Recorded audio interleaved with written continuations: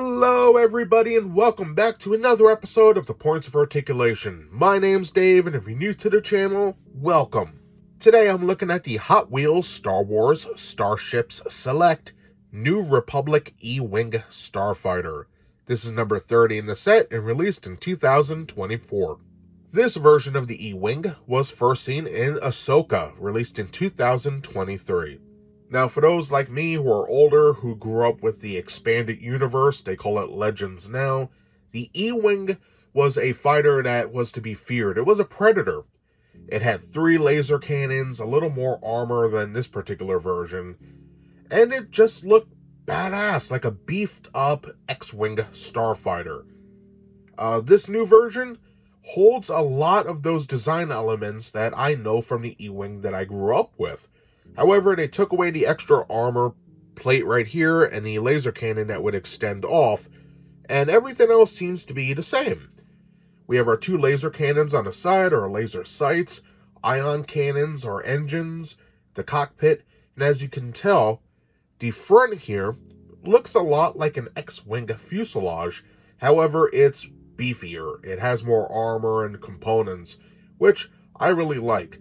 Now, in the schematic book from all the years back, these sections on the side were actually like struts to hold the wings and the body together. On this version, it's all one solid piece, to hold it together.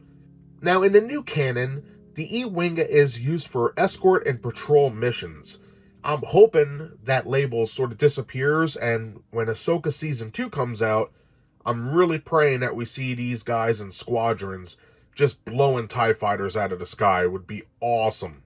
But that's enough out of me. Let's get to the review. So if you're new to my channel, what I'd like to do is go over the mold, put it on a stand, look at the paint and talk about other dimensions, compare it to some other pieces in the line, and then we'll be done. So let's get started.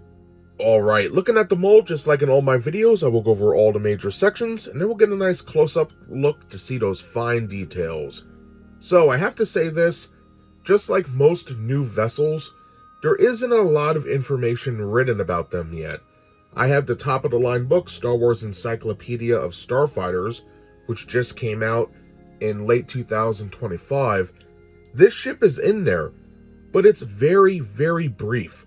It has only excerpts that say that it's used for escort or patrol missions for the New Republic, and that it's fast, and basically that's it.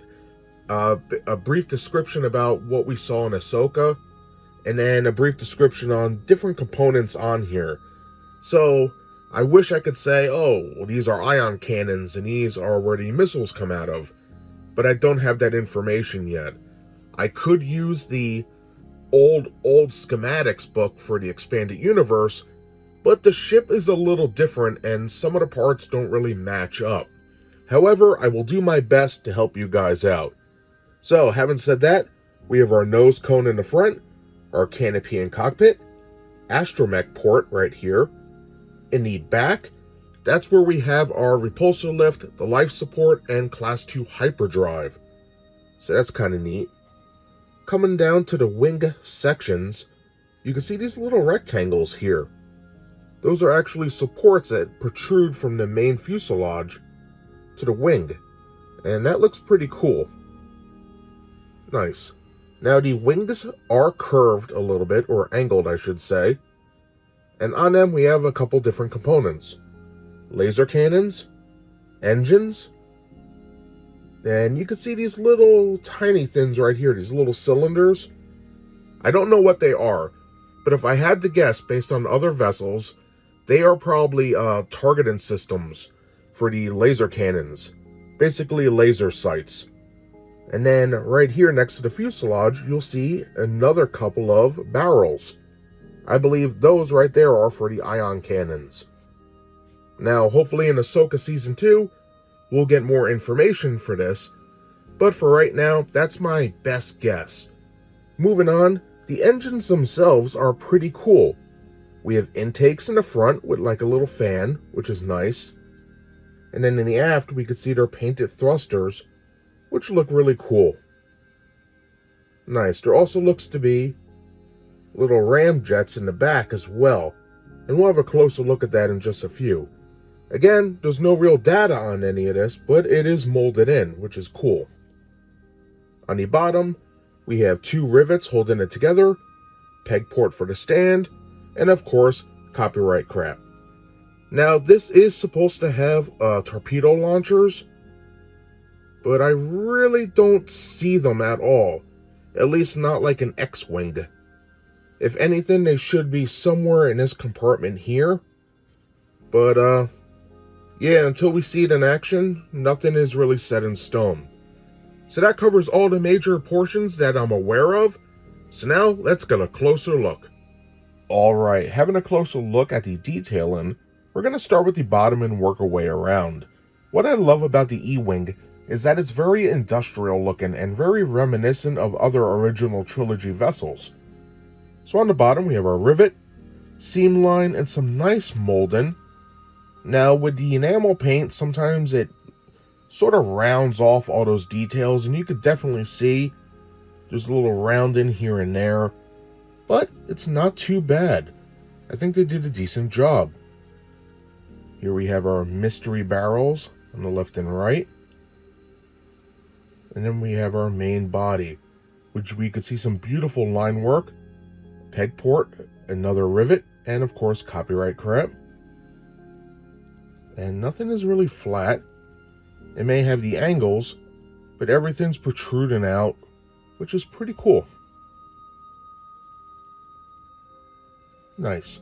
Now the back sort of tapers off here, and we have those thrusters or ramjets, which that's definitely what it looks like. But pretty cool. I love the detailing on the bottom of this ship. Really nice. Now for the wing, we have our little brace right here. Some nice detailing coming up. We have our ion engine. We'll look at that in just a few. Then the wing continues to what I believe is the laser sight and the laser cannon. And the laser cannon is very detailed. You can see it actually has molding right at the tip there of the barrel. And we're going to turn it around. Which is really neat. And you can see they used a heavy wash on here, which, for original trilogy ships, I welcome it. Some pretty nice detailing. Now, for the ion engine, we could see ample amounts of detailing on here. All the way around, and it looks fantastic. Very nice. What I like is the back here. It sort of looks like a thruster of a real-world jet. That, you know, it squeezes shut when it wants to go faster. That's what it reminds me of. And that detailing goes all the way around. Right to the top. Same goes for the front. You can see a little detailing right around here, which looks pretty cool. And it goes all the way around the whole engine, which is fantastic. And then back to the top. Now for the interiors, you can see it has that nice little turbine look to it. Very cool. And then in the aft, we can see the little thruster. It's painted blue. That came out great. Pretty cool. Now on the edge of the wing, we can see some beautiful detailing coming around the edge, which is nice. Doesn't really have anything here because the laser cannon molds onto the tip. Then we have our front. It sort of blends into this barrel right here and the main fuselage. Looking dope. Now for the top of the wing, you can see how the paint is a little more rounded up here, but there is some little doodads and line work on here. All in all, pretty darn good. We have our brace right here.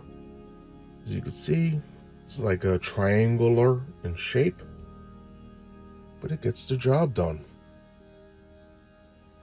But very detailed, very nice. Now coming up to the main fuselage here, we can see lots of paneling and little doodads here and there molded in. Now the paint is very rounded and some of the details sadly is lost. But if you look closely, you can see little panels and what looks to be little controls or something there. Maybe access points, I don't know. But very nice. And then looking at the top, very reminiscent of an X-Wing starfighter's back or aft. Little grates, little pipe right there. And then we have our astromech, which looks pretty good. It's not really molded, but the head is there, and it does look quite good. Nice. And this side of the ship is basically the same. That's why I'm only reviewing one side. The detailing on this side is a little more pronounced, but not by much. But very nice. Great detail in here. Now for the aft, we already sort of looked at that with the thrusters. You can see all the little mechanisms in there, which look pretty decent. Then it just comes up. And now we have our canopy, which looks really neat. I love the aft window, the sides, and then the actual canopy like an X-Wing starfighter. Lots of line work, little recessed areas right here, which is very nice. And the nose cone on here is just very thick. Like, look at that. Sort of like a duckbill, which is cool. And then the other side is the same. Really cool. Looking at the top, we can see little hinges for where the canopy would open, which is nice. And right back to the nose cone. All in all, a beautiful looking ship. So that's everything I have to say about the mold on the E-Wing Starfighter. So now let's put this bad boy on the stand, talk about the paint and other dimensions, compare it, and then we'll be done. And now looking at the stand for the New Republic E-Wing Fighter. First, we have our insignia for the New Republic. E-Wing Fighter written on the bottom, both in silver paint. Looking cool. The base itself, like all the rest in the collection, is a nice glossy black. In the front, we have Star Wars and Hot Wheels molded in there. And on the bottom, we have copyright crap. So we also have our pylon. You connect it like so, hear that snap, and you're good to go. Grab your ship, and you're going to want to put the ball into the port right here. And just like that, everybody, you are good to go. And now looking at the paint on the E-Wing Starfighter, it has 8 different colors: gray, blue, glossy black, silver, green, dark gray, light blue, and a dark gray wash.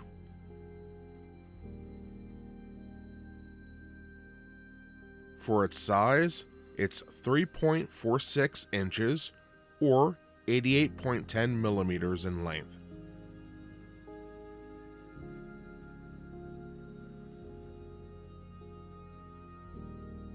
For its weight, it comes in at 2.225 ounces or 63.09 grams.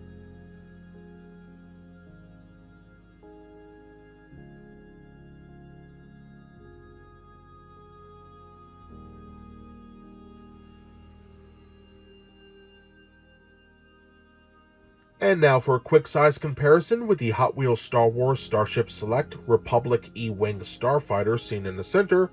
I have it next to other Starship Select vehicles that were in the New Republic as well. First on the right we have the Ghost, which looks great. And finally on the left we have Carson's X-Wing Starfighter.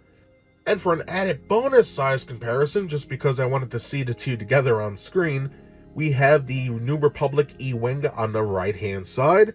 And on the left, we have the Rebellion's A-Wing Starfighter, which looks really cool, and they go well together. Hopefully, we'll see them fight alongside each other in future projects. All in all, awesome ships.